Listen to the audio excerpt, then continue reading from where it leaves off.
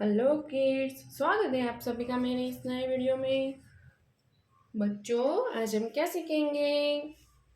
A for alligator, B for butterfly, C for cap.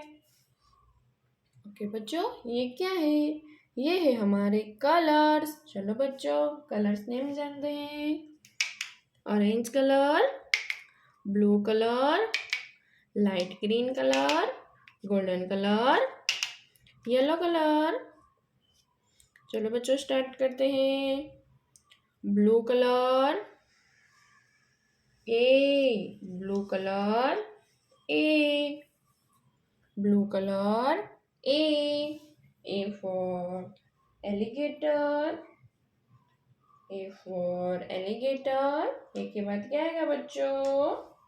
B B for butterfly, light green colour, B B for butterfly, light green colour, B for butterfly, B के बाद C for cap, yellow colour, C for cap, C के बाद D for dolphin, D for dolphin, golden colour, E for eagle, golden color, e for eagle, e के बाद f for fan,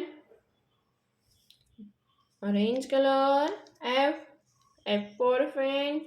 बच्चों, आज हमने क्या सीखा? A B C D E F। Okay बच्चों, अब मिलते हैं अगले वीडियो में। बाय।